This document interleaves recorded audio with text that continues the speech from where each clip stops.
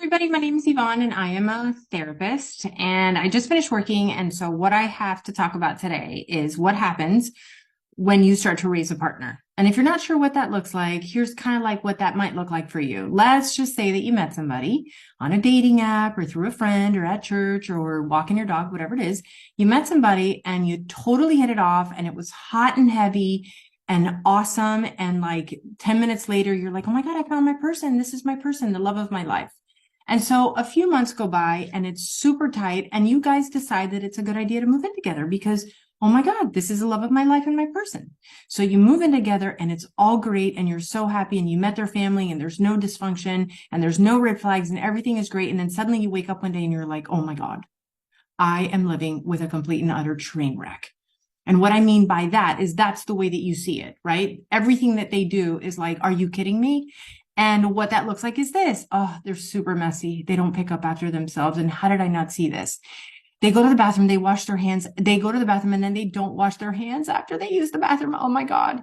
They leave things out. They make a sandwich. They leave the mayo open, the knife on the counter full of mayonnaise. It's totally disgusting. They are late to everything. They're late to work. They're late to appointments. They're late to go out to dinner. They're late for everything. And you're like, how on this earth did this person survive before they came into my, like, how did they survive without me? And so all of this makes you crazy because it's just not how you do things or how you like to do things. And so what you decide, because you love them and they're your person, is that you are going to help them. You are going to coach them into being better versions of themselves because this is an opportunity to help somebody grow. And that's what you do. You sit down with them. You try to help them manage their finances. You try to help them maybe prepare better so that they're not late to work all the time. You do all these things and it's not working. Oh my God, they're not changing. You're like, what is happening now? And so then what you do, then you slip into, okay, maybe I just need to pick it up a little. And so you start to clean up after them. And you start to do things for them. And the next thing you know, you're the person making phone calls for them, like making doctor appointments, or you're setting the alarm for them so that they get up earlier. And that's not working either. And what's worse is now you're fighting.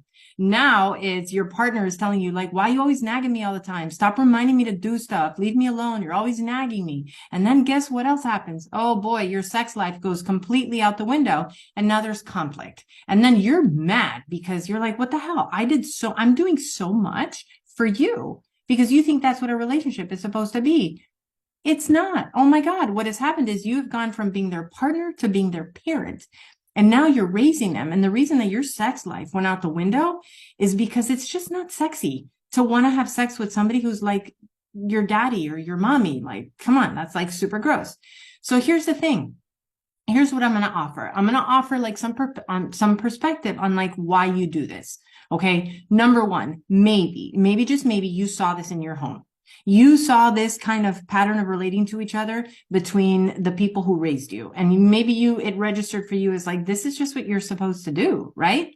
Number two, maybe it's easier for you to focus on them and not focus on yourself. And I know that's kind of deep and maybe it hits you a little bit hard because maybe that's true. Maybe the reality is you got stuff going on inside yourself that you haven't resolved.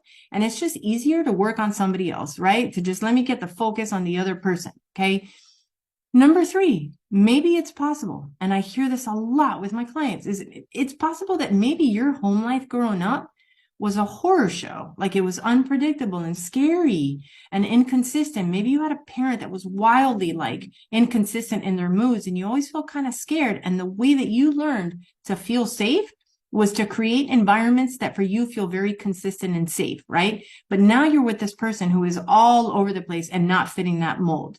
Lastly, maybe, oh God, and I've heard this all the time, and I heard it myself, is maybe you heard somewhere along the way that if you don't like things about your partner, that you can eventually, quote, train them to be exactly what you want. Let me tell you something. You are living with a human being. You did not move in with a Labrador Retriever. So that is super not fair. So here's what you can do. And I'm offering this because you can take it or you can leave it and stay in this kind of pattern with your partner. First thing is make a decision. Do you love this person? And how do you know that? Like, what is it that you love about this person? Maybe you've gotten so focused on all the negative stuff and the things you don't like, you forgot what you do like, right? So maybe revisit that space and make a decision. Okay, I want to stay with this person. And if that is the case, the second thing is focus on yourself. Stay on your side of the street and focus on just what's going on internally with you instead of focusing on the other person. And I recognize how hard that is, but it's so important. So disconnect, maybe work with a therapist, try to figure out like, why is it that these things like bother me so much? The third thing is maybe, just maybe, you can come together with your partner and you can make a decision that it's not that you're the problem or that they're the problem, is that there is a problem and that you all need to come together to resolve this problem. Otherwise, you're just going to stay in a power struggle and a fight where you're going to feel like a nag and mommy, and your partner's not going to feel good either. And that's just not going to get you anywhere. So if you can work on these things and take it step by step, but more importantly, let go of control and just focus on yourself, then maybe where you will arrive is that you will be able to accept and love your partner for who they are and not for who you're raising them to be. Have a nice day.